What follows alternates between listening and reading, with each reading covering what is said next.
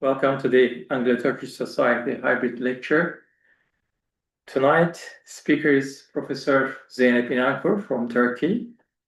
I'll read her biography briefly before she starts. Zeynep İnankur is Professor Emerita at Mimar Sinan Fine Arts University in Istanbul. She's the author of the 19th century painting and sculpture in Europe and the co-author of Constantinople and the Orientalists and Orientalism in Turkey. She is also co-editor of the Poetics and Politics of the Palace, Ottoman Istanbul and the British Orientalism, with Raina Lewis and Mary Roberts. Her research focuses on 19th century art and Orientalism, on which she has published numerous articles. She is the creator of the permanent Osman Hamdi exhibition at the Istanbul Painting and Sculpture Museum. You can have your questions after her speech. And now the floor is hers. Thank you. Thank you.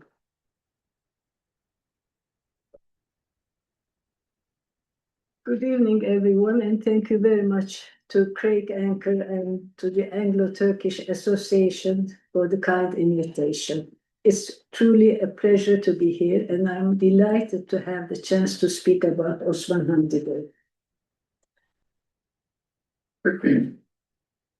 Osman Hamdi was one of the most remarkable cultural figures of the late Ottoman world. He was at once an intellectual, a museum director, an archaeologist, and of course a painter. Through all these roles, he played a key part in the cultural modernization of the Ottoman Empire.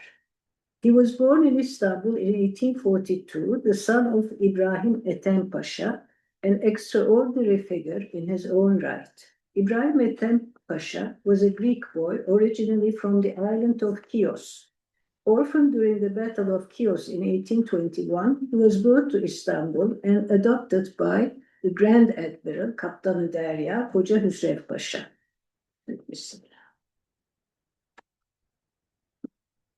Hoca Hüsrev Pasha had no children of his own.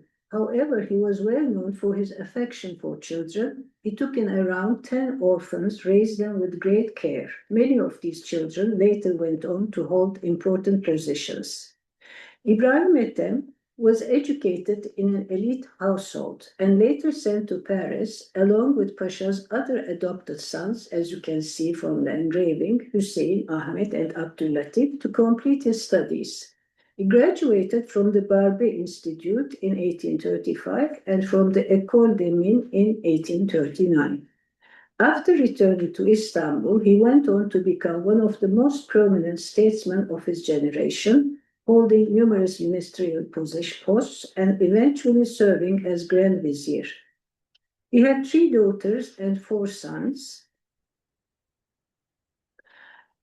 the eldest of whom was Osman Hamdi. You don't see him in this photo. He was in Paris at the time. Growing up in this highly cultivated and outward-looking environment clearly shaped Osman Hamdi's worldview. He first enrolled in law school, but in 1860, his father sent him to Paris to continue his studies. He first enrolled in law school and he went to Paris to study law. His father first sent him to Monsieur Barbe, the owner of the school where he himself was studied. Barbe enrolled Osman Hamdi at the institution Barbe and recognizing that the young man's French was insufficient, placed him in the home of literature teacher, Monsieur Dupré, to prepare him for the baccalaureate exam, helping him receive private lessons. Among these were piano and art lessons. In 1861, Monsieur Dupré wrote to Ethem Pasha praising Hamdi's talent. I quote, "His lines are strong and clear, and he possesses a refined aesthetic sense. I would recommend that he continue painting. If he does, he may one day achieve real distinction." As Monsieur Dupré also noted, Osman Hamdi quickly realized that his real passion was painting, which he studied under Gustave Boulanger.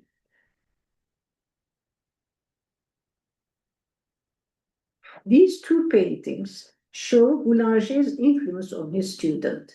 They were done 10 years apart. Yes, 10 years apart, but there's a resemblance, a strong resemblance between the two. He also exhibited his paintings at the 1866, 67, and 68 Paris salons. When his son failed to graduate from the Faculty of Law and instead devoted himself to art, his father called him back to Istanbul. After returning in 1868, Osman Hamdi soon traveled to Baghdad as an attaché under Mithat Pasha, who had been appointed governor of Baghdad. This experience proved formative. For the first time, he encountered the social and cultural life of the empire's eastern provinces at close hand. When he came back to Istanbul, he resumed an administrative career, holding several official posts. In 1873, he served as commissioner of the Ottoman Pavilion at the Vienna World Exposition, where the costume album Elbise-i Osmaniye, Les Costumes Populaires de la Turquie, that he produced jointly with Marie Delaunay, was exhibited for the first time. As you can see, this is an album representing all the costumes in the Ottoman Empire worn by different ethnic and religious groups, and the texts describing these costumes were written by Osman Hamdi himself. A few years later, in 1878, he left the civil service to devote himself more seriously to art. His personal life also took shape during these years. After divorcing his first wife, whom he had married in Paris, he married Marie Pagliar, known as Naile, and they had 3 children. And in this photo, you can see the whole family. There's another daughter, Fatma, at the back. Daughter Fatma is from his first wife. He had 2 daughters from his first wife. He took the elder one back to Istanbul, left the younger one with his first wife, and we don't know anything about her at all. So Fatma is his eldest daughter. In many ways, in his education, family life, and cultural outlook, as you can also see from the photo, Osman Hamdi represents the archetype of the westernized Ottoman intellectual. A major turning point came in 1881, when he was appointed director of the Imperial Museum. This is the present archaeological museum in Istanbul. This marked the beginning of the first modern museum institution in the Ottoman Empire. He was not simply an administrator, he was a visionary. He led important archaeological expeditions, including the famous journey to Mount Nemrut. There are 2 photos, one made plaster mold of a stone relief, and then reclining on the head of Antiochus. That's Osman Hamdi himself.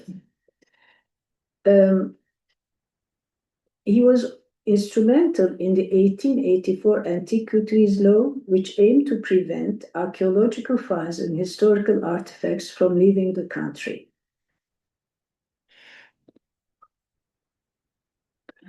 Now, in 1883, the School of Fine Arts opened with 20 students and 3 departments: painting, sculpture, and architecture. He was also the founder, the first director of the School of Fine Arts, which was called Sanayi Nefise Mektebi Alisi at the time. As I've said, the first teachers were foreign and non-Muslim Ottoman artists. They are sitting at the front row. Salvatore Valori for architecture, and Yervant Özkan for sculpture, and Joseph Varney Zarzechki for painting as well. Now, unlike other eminent Ottoman painters such as Şeker Ahmet Paşa and Süleyman Seyit, who favored landscape and still life, Osman Hamdi placed the human figure at the center of his work. As you may know, the transition from traditional Ottoman miniature painting to Western-style canvas painting began with the introduction of art instruction in the military schools. However, figural representation was not included in their program. As a result, these early military painters focused primarily on landscapes and still lifes. However, for Osman Hamdi, whose artistic vision was shaped by his academic training in Paris, the human figure remained central to his work throughout his career, and as the founder of the School of Fine Arts, he also placed the human figure at the core of artistic training and appointed as instructors artists who had received their education at European art academies. Incidentally, this school later became the Academy of Fine Arts, Güzel Sanatlar Akademisi, after the establishment of the Republic, and in 1982 it was transformed into a university under the name Mimar Sinan Fine Arts University, where I taught for 37 years. In his later years, Osman Hamdi divided his time between his waterfront mansion in Kuruçeşme on the Bosphorus and his summer house in Eskihisar.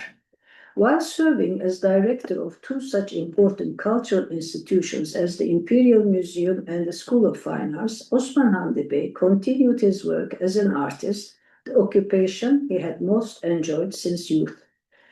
His works fall broadly into three groups: Orientalist compositions, portraits, and small number of landscapes.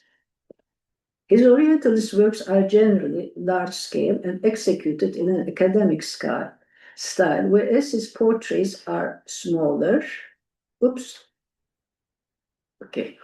Whereas his portraits are smaller, freer, and more naturalistic.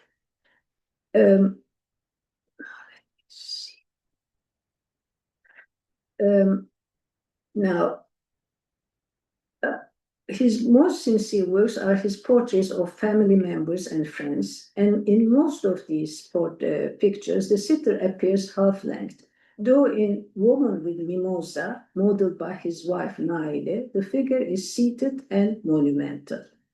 Here you see Naile Hanım's photo, and there is the Woman with Mimosas. Now, here I want to add an interesting passage from Georgina Max Müller's book, Letters from Constantinople. Max Müller was a 19th century author and wife of the Orientalist Friedrich Max Müller, and she visited Istanbul in 1893. I quote, "Not long after this, my husband and I and our son were invited to luncheon by Hamdi Bey, the head of the Museum of Antiquities and discoverer of the Sidon sarcophagi, which are the glory of the museum. His house is on the Bosphorus, but a public road runs between it and the water. We were shown upstairs where, in a room full of art treasures, wonderful specimens of faience tiles and oriental hangings, we found our host and his wife. She is of French origin, though brought up as a Turkish lady, but she sees her husband's friends and presides at his table. The whole house is furnished in European style, but for the view over the Bosphorus and the kayaks and strange boats passing every minute, one might fancy oneself in any country but Turkey.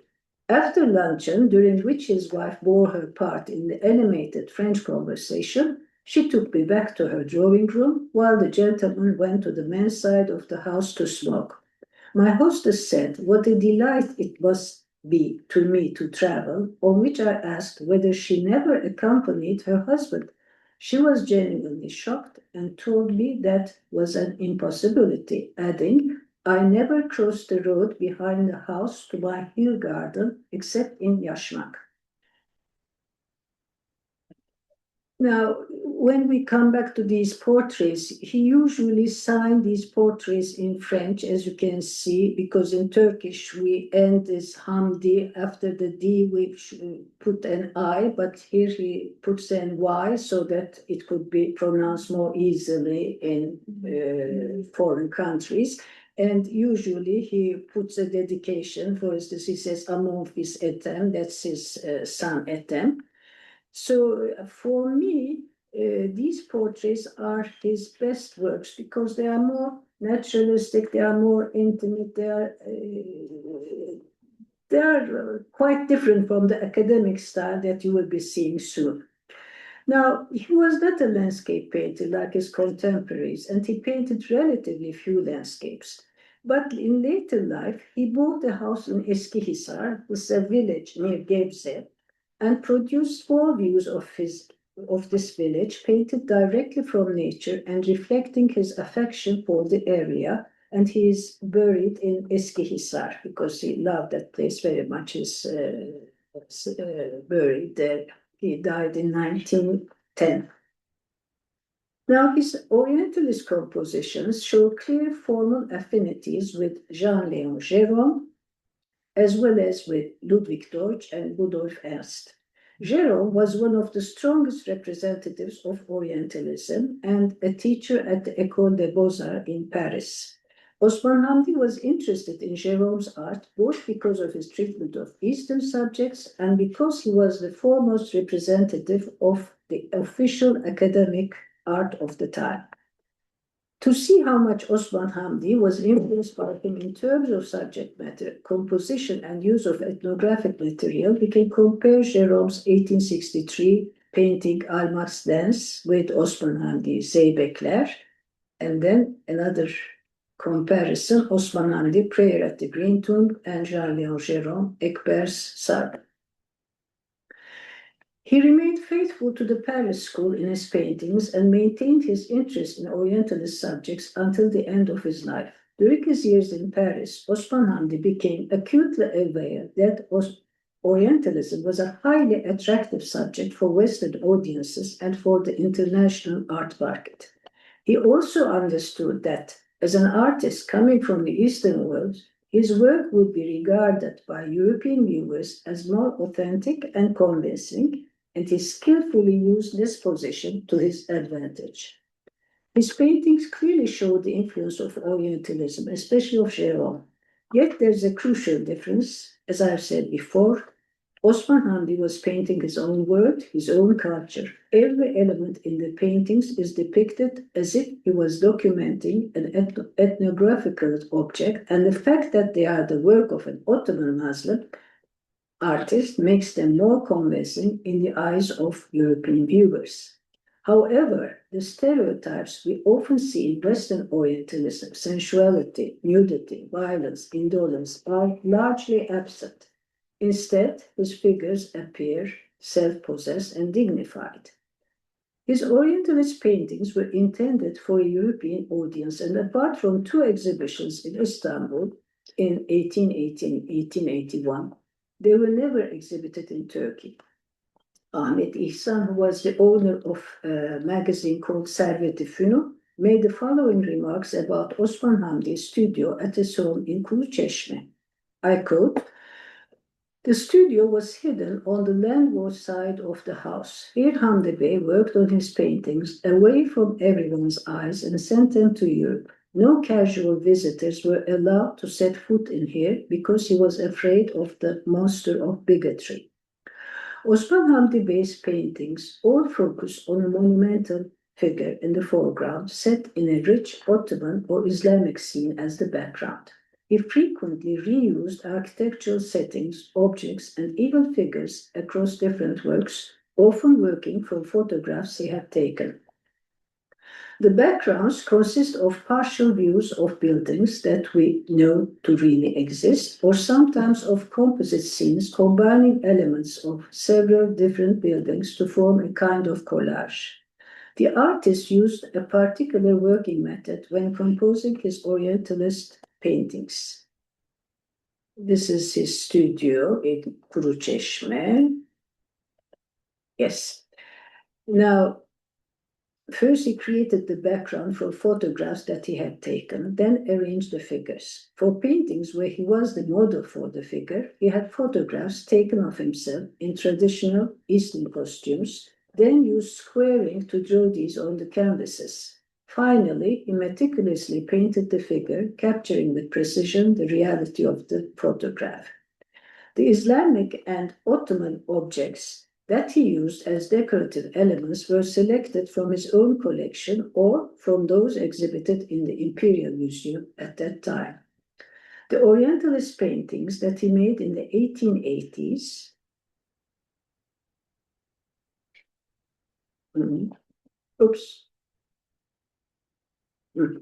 in the 1880s focus on women and harem scenes. He was the first artist to depict Ottoman women in his paintings, reflecting their private lives at home or on the street, revealing them to the outside world. He portrays women in dignified settings, reading books, playing musical instruments, or engaged in household tasks, always fully clothed. At other times, they appear outdoors, dressed in the colorful feraces. You know what feraces are, I presume. Their faces partially covered with transparent veils, known as yashmak. Music was an indispensable pastime in the life of an Ottoman upper-class woman. This painting, showing two musician girls playing the lute and the tambourine, is the interior is Bursa's Green Mosque, except for the marble lattice work. The girls dressed in üç etek entaris. These are ankle-length robes with a front opening and two side slits. That's why they are called üç etek entaris. And they have gathered their hair with yeminis. These are muslin kerchiefs with block print motifs. The mother of pearl inlaid cupboard board at the back, the prayer rug tiles and marble lattice work enriched the interior with Ottoman products. Another painting.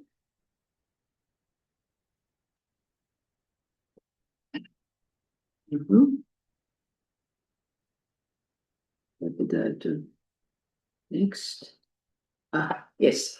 Another painting at the mosque door, which also depicts a group of fashionably dressed women, has an interesting story.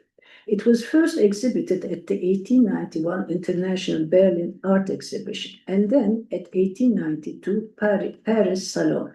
At the annual Paris Salon, there were two paintings of Osman Hamdi. One was this at the mosque door. The other one was Woman at the Tomb. The French government decided to buy one of these paintings. The director of the National Museum noted that, I quote, the moment would be well chosen to give Hamdi Bey a token of gratitude which would flatter his feelings as an artist. Indeed, he is a painter, a former student of our School of Fine Arts, and one could say that he has been the first to have carried, with some distinction, the influence of French painting to the Orient. At the end, the smaller canvas, Woman at the Tomb, was bought since it was smaller in size, so it was much cheaper. At the mosque door was then sent to 1893 Chicago World Fair, but it wasn't displayed, but kept at the commissioner's office, because the reason for that is that the Turkish government did not ask for a space to display the paintings. After the fair, the painting made its way to Philadelphia. In 1895, Pennsylvania University's Board of Managers decided to buy the painting in recognition of Hamdi Bey's services to the Babylonian department. Osman Hamdi, in a letter to a friend, says that it was bought for 10,000 francs and that he was going to make a nice gift to Marie, who served him as a model. Now, as the director of the Imperial Museum, Osman Hamdi Bey controlled all archaeological excavations in Ottoman territory. Because of this, archaeologists and diplomats from Europe and the States were keen to maintain good relations with him. One way of doing this was by purchasing his paintings or exhibiting them, thereby appealing to and encouraging his self-esteem as a painter. Now, back to our painting. Mosque portals were a favorite subject among Orientalist painters because, particularly at prayer times, they offered a setting where people from different social classes could be seen together. As you can see in this picture, Osman Hamdi uses himself twice or three times actually at the mosque door and also here standing, and then there's his daughter Leyla. And then there's the white feraces, the woman with the white ferace is Naile or Marie, his wife. So he's using all these different figures from different social classes all together. So it gives a very colorful and an Orientalist looking atmosphere to the painting. The mosque portal, on the other hand, is derived from that of Green Mosque in Bursa, but with a number of alterations. By a remarkable coincidence, today, while I was coming from Wimbledon by tube, I was looking at this On Haber newspaper, and I discovered that the Penn Museum at the University of Pennsylvania has placed this painting in the Bonham's auction in London, scheduled for the 25th of March. So if you have time, go and see it, with an estimated price of 2 to 3 million pounds. Wow. Starting price is 2 to 3 million pounds.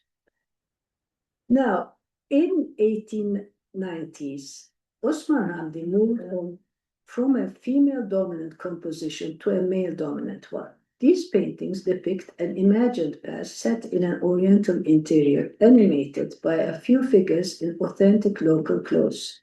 They are usually men with religious associations, upper-class religious scholars, or pious Muslims or dervishes. The location, the costumes, and the accessories are authentic, but they are brought together like a collage to please the Western audience. In many of these constructed paintings, the artist relied on photographs for both the figures and architectural settings, a practice that was also favored by French academic painters. In Hojjas conversing in front of the mosque door as well as the male figures are based on photographs, all three figures being modeled after photographs of Osman Hamdi. As you can see here, this is this photograph that he had taken, portal of Nefise Sultan Mausoleum at Hatuniye Medrese in Karaman.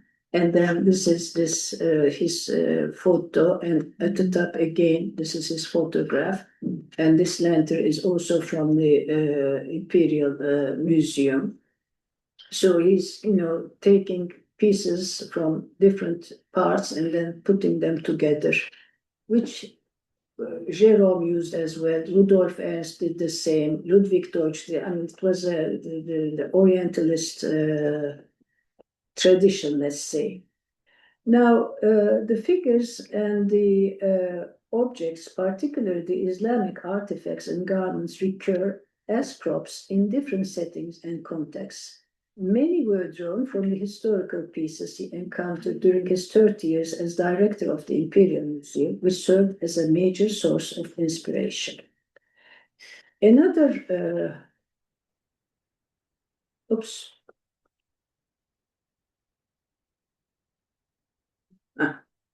as you can see, this is the mosque door, the painting that I've shown before.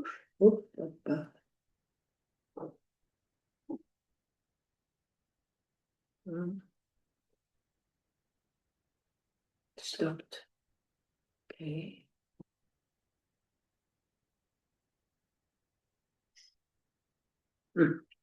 As you can see, the same figure is here and here. So he takes himself and uses it in different paintings. Now, this is 1908, this dervish in the Prince's Tomb is another example of the artist using himself as a model. The dervish, shown barefoot and dressed in a belted robe, has left his staff and sandals outside the doorway, emphasizing a sense of ritual entry. The scene represents the interior of a tomb containing two marble sarcophagi located in the Bosnalı Ibrahim Pasha's tomb. The dervish figure, with his green turban wrapped around his kefiye, and his jilbab, that's the leather pouch at his waist, and his expressive movement, combined with the dimness of the space, aims to create a mystical effect. Yet the painting is also strongly didactic. Its composition carefully displays sarcophagi, inscribed covers, a door panel, writing tablets on the walls, and a candle, objects that function almost like a visual lesson in historical artifacts. Significantly, Osman Hamdi reused many of these pieces in different works. And here you see the mausoleum of this Ibrahim Pasha, who was the Grand Vizier of Murat III, and then the door wing, which is using which he used in this as a door.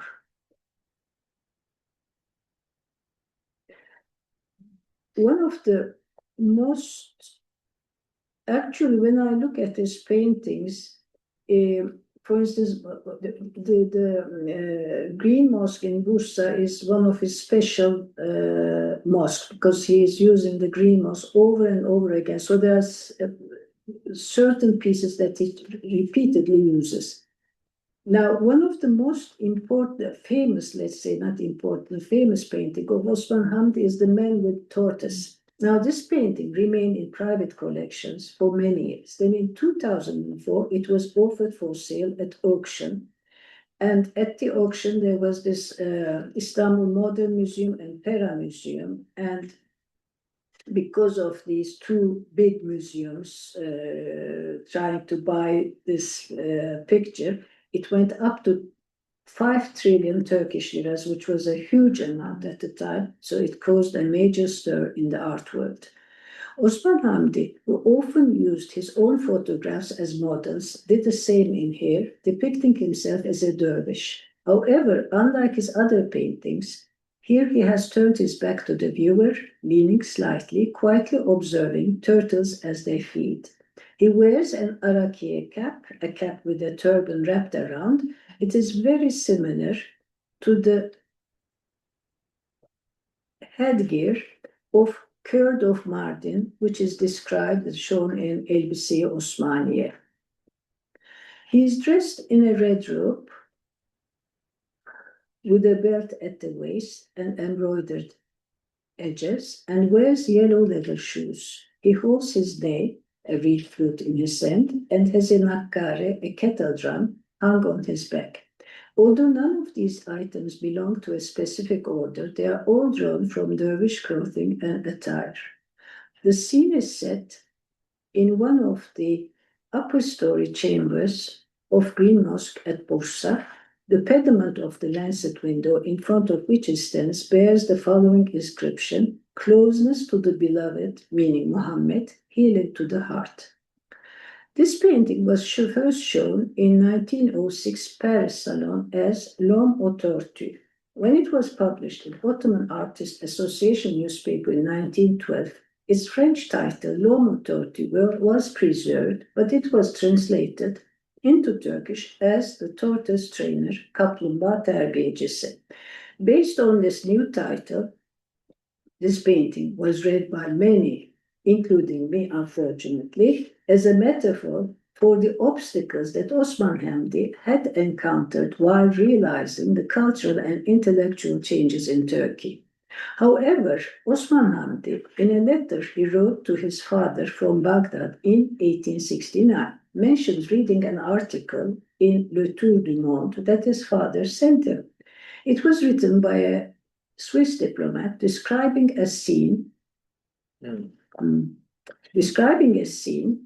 he had witnessed in Edo, modern Tokyo, where a tortoise trainer trains his tortoises with his songs and the rhythm of his drum. The article was illustrated with a full-page engraving of a tortoise trainer. Osman Hamdi painted his version 35 years after seeing this illustration and named it The Man with Tortoise, which might be an indication that the metaphor of training his people was not on his mind. Another striking work is Genesis, perhaps his most controversial painting.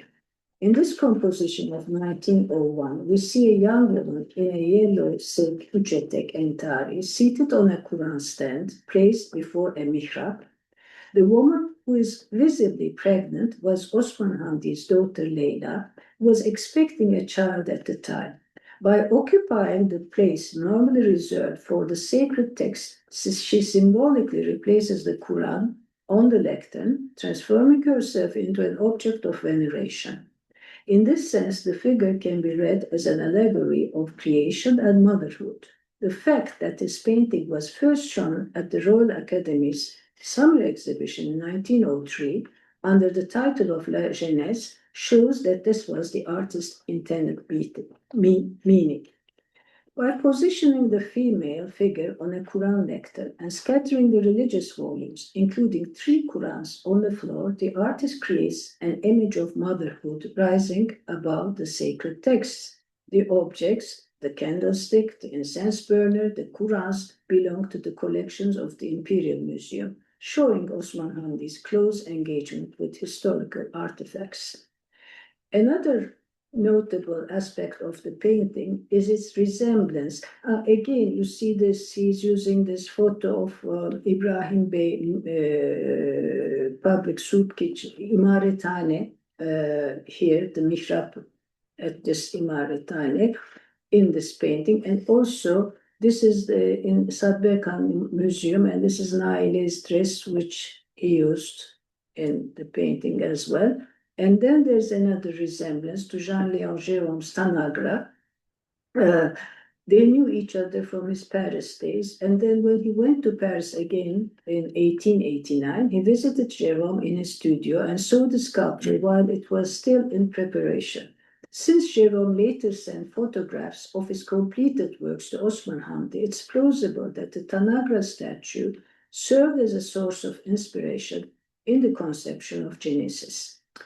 Finally, I would like to add one more point to those, for those who might come to Istanbul. Mimar Sinan University, this is the Sanayi Nefise Mektebi, which Osman Hamdi founded, was the first director, is also home to Turkey's first museum of painting and sculpture called Istanbul Museum of Painting and Sculpture. The museum was founded by in 1938 by Atatürk. For many years, it was located in Dolmabahce Palace, but it's now housed in a building in Tophane. This museum holds the largest collection of paintings by Osman Hamdi. And as you said, I created this gallery, the Osman Hamdi Bey Gallery in the new museum building. In this gallery, unlike earlier exhibitions devoted to him, I aim to present a more comprehensive portrait of the artist by displaying not only his paintings, but also many personal documents, certificates, medals, imperial decorations, as well as his palette and his brushes. Thank you very much. Thank you. Thank you. Well, I'm amazed by his work on Genesis because it's very controversial and it is very controversial. I actually know who owns it at the moment, but nobody knows. I mean, everybody asks everybody who owns it. They hide it. They don't want to exhibit it because still it's a very controversial. Yes, of course. When you think of Turkey at the moment, in Turkey now, it's very and with these Qurans on the floor. So after he painted it, so what did he do with that painting though? Did he hide it?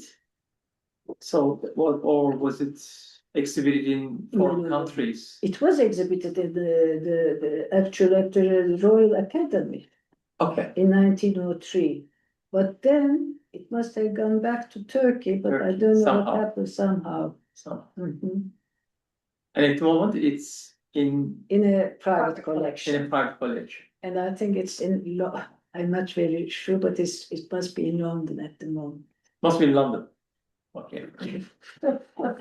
Be careful what you say. Is it in your house? Okay, certainly not. Okay. But I mean, if you have a chance, go and see this auction. Yes, why not? Did you? Bonhams? Bonhams. Yeah, Bonhams on the 25th and 26th. Starts on the 25th of March. Only for 2 days. So, Okay. You only need 3 million cash.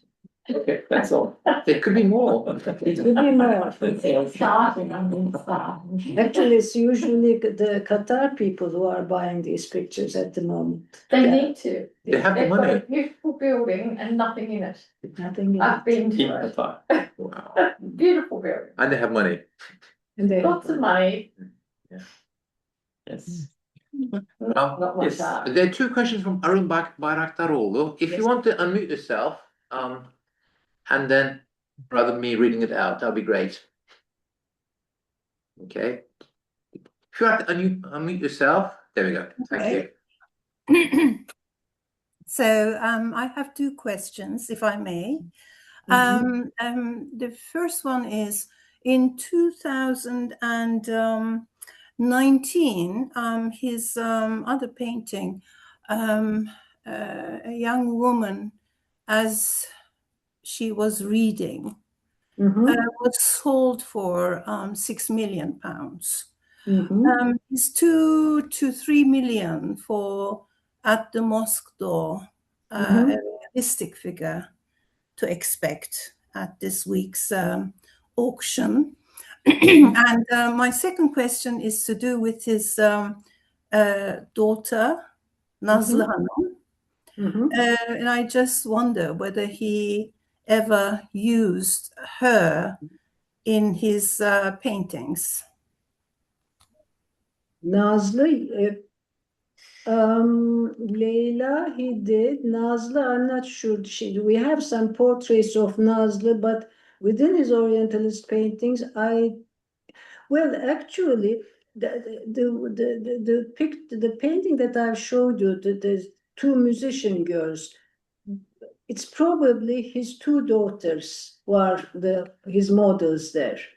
Now, Nazlı, I know from his he painted portraits of Nazlı, but probably in that two musician girls, one of the models is Nazlı. As for your first question, I'm sure it will be much, much higher. I mean, more that it will probably go up to, I don't know, 4 or 5 million pounds. Or even maybe more. I was reading in the Turkish press that it might fetch a figure in two figures. So that was the expectation I read in the Turkish press. Well, yeah. I mean, I really don't know. I sometimes say, if I had that much money, would I pay Osman Hamdi, or would I go and buy something, for instance, I don't know, from good French impressionist or someone else. I don't know. I mean, in Turkey, Osman Hamdi is too expensive. I mean, it's the Turkish collectors who raise the price so much. But this time, I'm not sure whether there will be a Turkish collector who would be able to buy this. As I was telling, it's usually Qataris who are paying so much for the Orientalist paintings at this moment because they have the money. We'll see. We'll see. Okay, thank you. You're welcome. Yes, thank you very much indeed. I thought it was enthralling. Thank you very much. I'm intrigued by his motivation, actually. First of all, for concentrating on a foreign market as opposed to a Turkish market. Was there a political motivation there to advertise or promote Turkey, of which he was a very much important part of the establishment? Was it purely commercial? I think it was purely commercial. Because when he was when he went to Paris to study law, Orientalism was very fashionable at that time. So he saw it, and he saw how he could use this for his advantage, because he was a Muslim. He knew the academic paint. Actually, there was recently an exhibition on Halil Pasha, which opened in at the Pera Museum last week. Actually, I went there, and they exhibited. Halil Pasha was a military painter who was sent to Paris to study painting by Abdulaziz.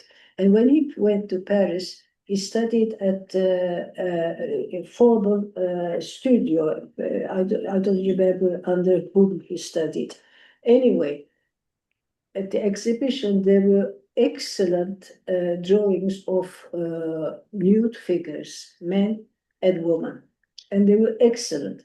And when you look at this paintings that he did after he came to Istanbul, there are human figures, but within landscape paintings. And I was wondering why he didn't do anything, since he was a very good figure painter. And I asked the curator, and she told me that he said, I wouldn't be able to find any buyers if I paint human figures. In Turkey, because of the religious reasons, since it was prohibited in Quran to paint, human figures, he especially send it to Europe or to the States. Do you think he was consciously recording the time past? Because, in the turn of the century, there was a lot happening that was in painting, in modernism and then cubism coming and so on and so on. Yes, he was. And then also political. I mean, young Turks, all this kind of thing. And here he is painting these or was he recording a past that he knew was going or had gone already? Had gone already, yes. And when, he did great things when you think of the Academy of Fine Arts, founding this Academy of Fine Arts, and then bringing human figure into the art education are very, important things. Was that controversial in an Islamic sense? Well, for instance, when he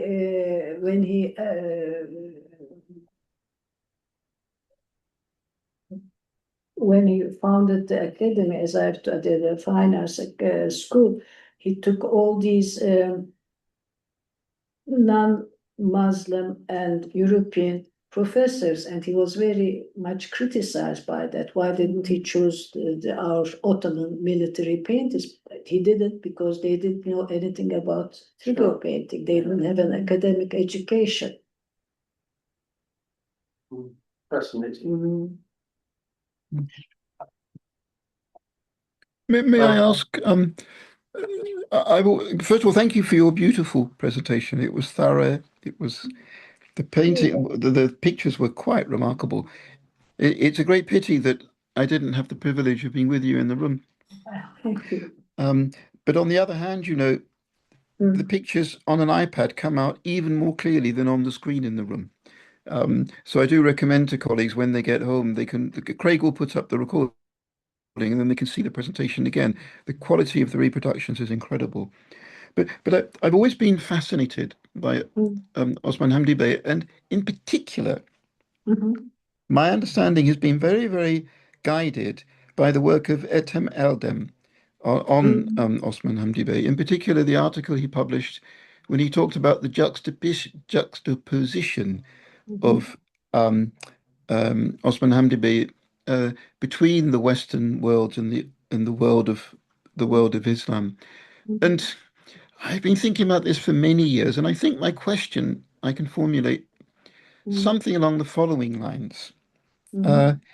Given that he was adopted, to what extent did the fact that he came from a different background play a part in his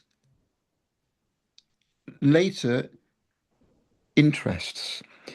Because I was also influenced by a young Greek scholar's paper, which she gave at the Institute about a decade ago in an event which the Anglo-Turkish Society organized, when she talked about the way that the heritage code which Osman Hamdi Bey developed seems to have been done in great part in conjunction with the Association of Greek Classicists, or some kind of name like that, in Istanbul.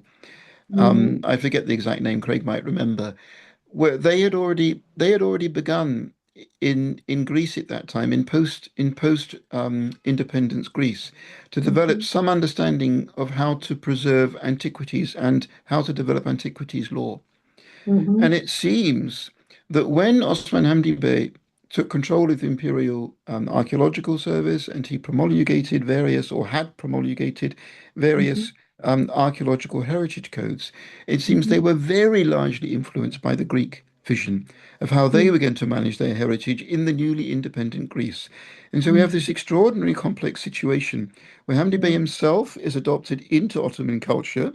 The Greeks separate from Ottoman culture, but then when the late Ottoman understanding of heritage develops, they in turn borrow from the newly independent Greece. And Hamdi Bey is a broker in all this. So he's not only a broker with the French and the Americans, but he's also a broker between the Greeks and the Rum and the Ottomans there.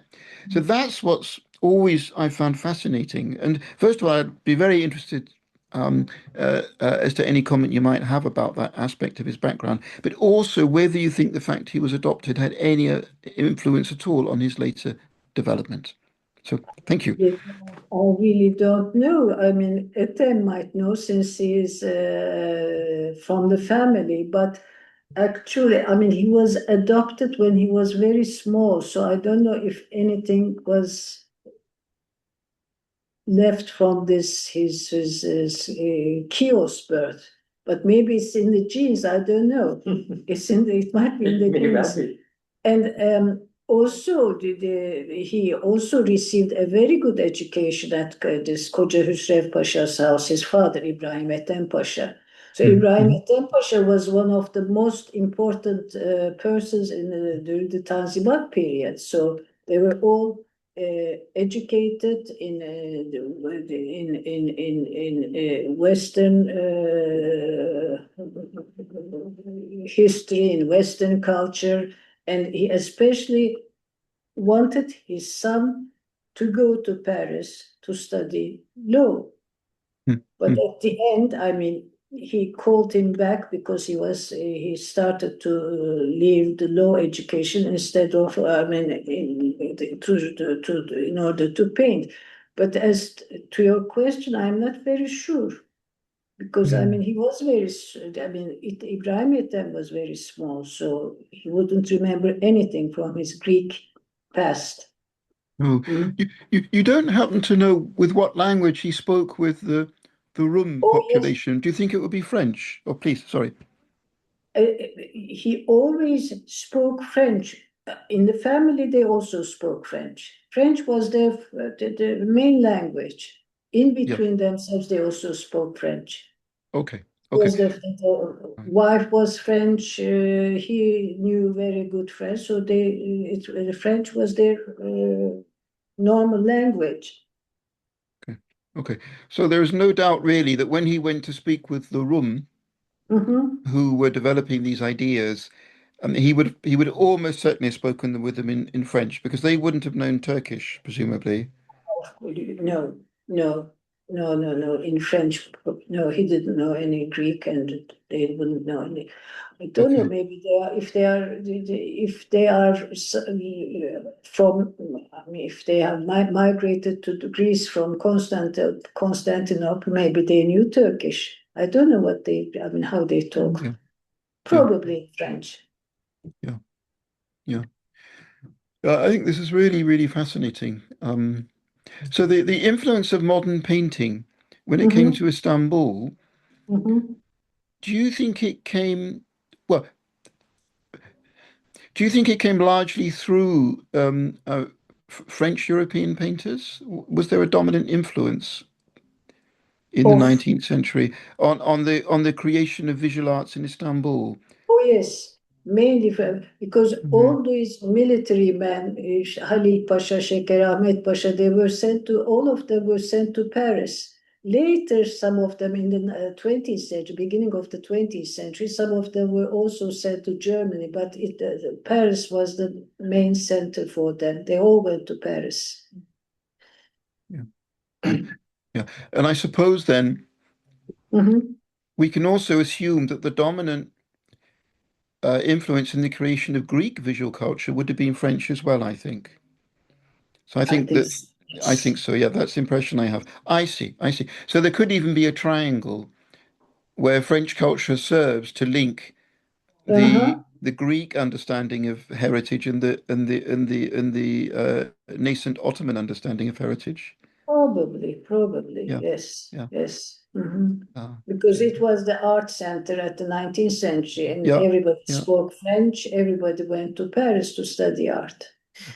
Yeah, yeah. Mhm. Thank you. Thank you. That's absolutely fascinating. I'm grateful to you. Thank you. Are there any other questions? I've got one. Okay. Do his old houses, the one in Khrushchev or Eskihisar, do they survive? No, Oh, none of okay. them. I was just going to say, they could convert to museums, Eskihisar is still there, right? but Kuruçeşme is long gone. Okay. And is that house kind of protected, or is it? Yes, it's protected as a museum in Eskihisar. Right. It had paintings in there as well? No. No, it's just as a house Just as itself. a house. Idea though. The person who's going to buy that painting next week could set up a museum for Osman Hamdi. You should be rich. Another There is a question. permanent Osman Hamdi exhibition. At Isn't our that museum. in Yeah. your museum? Yes, you should come and visit it. Right. So in this museum, you have his original work. Of course, You do. yes. So he was Greatest number of very people- productive, is he? He is Quite productive. very productive. Because he set up that museum. Mhm. He was the director of that. Yes. It's That's a bit why like- we have so many documents belonging to him at the museum as well at the moment. Mhm. It's a bit like Lord Leighton, you know, Mhm. here, Mhm. the Royal Academy. But his best work is outside Turkey. Is it true? Can you say that, or No, mainly, I mean, our museum has the best collection. I mean, there are several paintings which are owned by private collectors, right. but I mean, when you want to see a whole Osman Hamdi, you should go to Turkey? You should go to Turkey. Okay.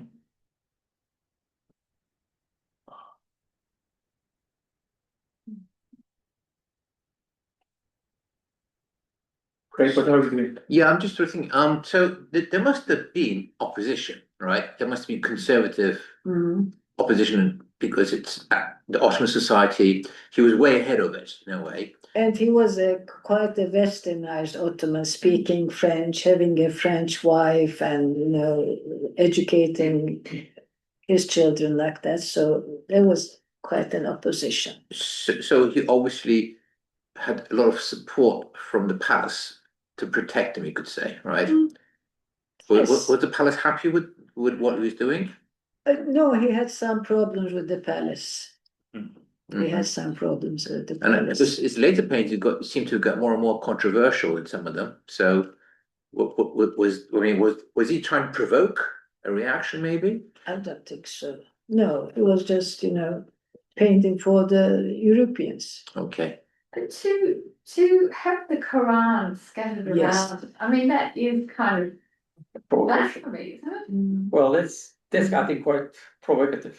I mean, Especially for those even times. even now they don't want to show it. I mean, even now. Even now they. Yeah. Even now. I mean, I'm not especially now. actually. Especially now. Mhm. Is there another paint that's even more controversial, but nude? I mean, did he ever do any nudes? Mm, He might have, but I don't remember. No, I mean, all the women that he painted were always clothed. And to paint a pregnant woman as well, even though it was his daughter. Mhm. That was, I would have thought that was very controversial. Yes. Yes. I mean, I Yes, remember brave when man. Annie Leibovitz, took that photo of Demi Moore. I Uh-huh. mean, I thought, oh my God. It's the same sort of thing. Any questions from the online audience before we wrap up, friends? Yeah, my understanding is that he protected himself in part by positioning himself as a protector of Ottoman heritage. Mhm. And so, he was able to say, I am a defender of our country's wonderful assets. There was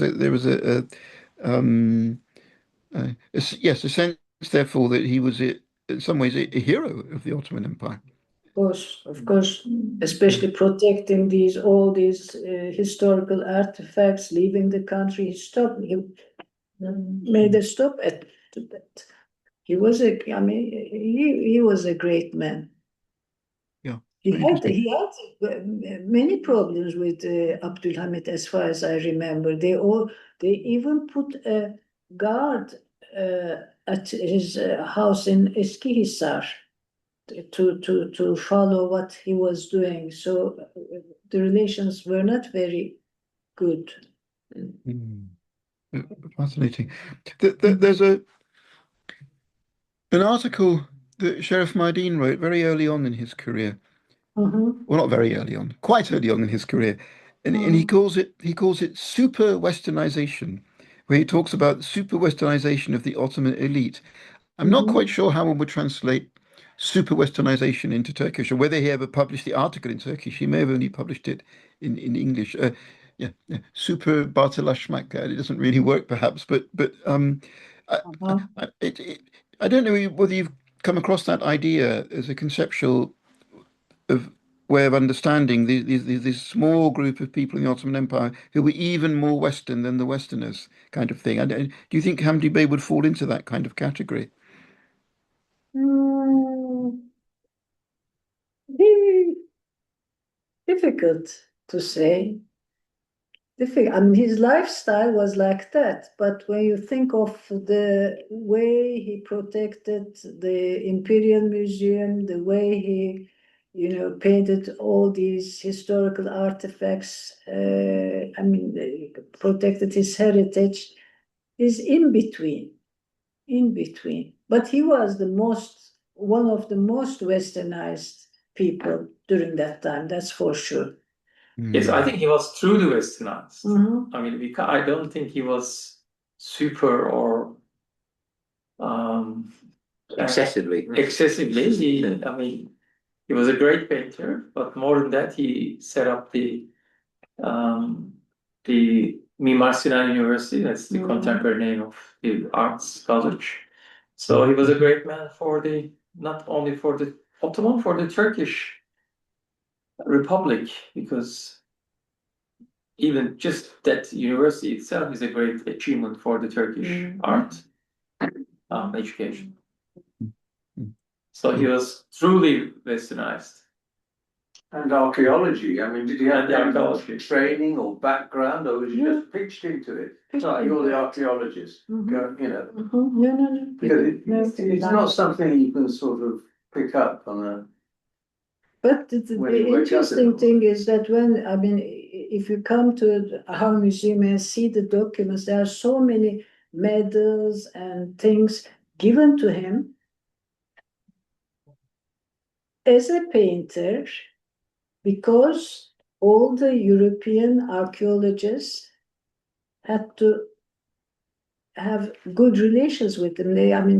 For instance, to make those excavations in Iraq, in Syria, to get a permission. They knew that it was his soft spot, painting, so they bought his paintings or they exhibited his paintings so that they would get the permit that they needed, and then they awarded him with these medals and things, and so. But then presumably the people who were awarded, they would be in control of the digs and so on, because an amateur can't do that. It's a very technical business, even in the French people, the Germans, the French, the Germans, and also even the United States, the Pennsylvania University, for the excavations at Nimrud. They bought his painting, but now probably they need the money and they are selling it. The University of Pennsylvania. Well, they charge about 60,000 per undergraduate student. Really? They need money.